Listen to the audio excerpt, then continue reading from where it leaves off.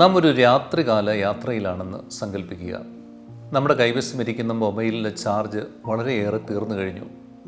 അപ്പോൾ നമ്മൾ എത്ര സൂക്ഷ്മതയോടുകൂടിയായിരിക്കും ആ മൊബൈൽ ഉപയോഗിക്കുക. അനാവശ്യ കോളുകൾക്ക് നമ്മളത് ഉപയോഗിക്കുകയില്ല. നമുക്കിഷ്ടമുള്ള പ്രോഗ്രാംസ് ഉണ്ടെങ്കിലും നമ്മൾ വാച്ച് ചെയ്യില്ല. കാരണം നമ്മൾ ചെന്നിറങ്ങുന്നിടത്തു നിന്ന് അത്യാവശ്യം ഒരാളെ കോൺടാക്റ്റ് ചെയ്യണമെങ്കിൽ അതിനു വേണ്ടി നമ്മളത് സൂക്ഷിക്കും.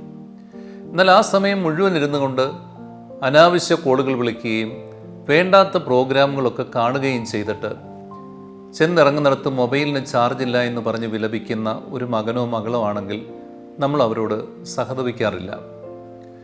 ജീവിതങ്ങളിൽ പലപ്പോഴും കണ്ടുവരുന്ന ഒരു പ്രവണത എന്ന് പറയുന്നത് വളരെ അലസരായും ഉത്തരവാദിത്തരാഹിത്യത്തോടെയും ജീവിക്കുകയും എന്നാൽ വളരെ ഉയർന്ന ബ്രാൻഡുകൾ ധരിക്കണമെന്നുള്ള നിർബന്ധ ബുദ്ധി കാണിക്കുകയും ലക്ഷറിയസ് ആയിട്ട് ജീവിക്കാൻ ഇഷ്ടപ്പെടുകയും ചെയ്യുകയാണ്. പലപ്പോഴും മാതാപിതാക്കൾ കുട്ടികളെ കൊണ്ടുപോയി മുന്തിയ സ്ഥാപനങ്ങളിൽ വളരെയേറെ പൈസ കൊടുത്ത് ചേർത്തിട്ട് തങ്ങളുടെ ഉത്തരവാദിത്തരാഹിത്യം കൊണ്ട് മാതാപിതാക്കളുടെ ലക്ഷങ്ങൾ നഷ്ടപ്പെടുത്തുന്ന എത്രയോ മക്കളുടെ സംഭവങ്ങൾ നമ്മൾ കേൾക്കുന്നുണ്ട്. ഈ ജീവിതത്തിൽ ഉത്തരവാദിത്തമില്ലാതെ കടന്നു പോകുമ്പോൾ ഓർമ്മിക്കണം, ഏതൊരു ദിനവും നമ്മൾ തിരികെ പോകേണ്ടവരാണ്.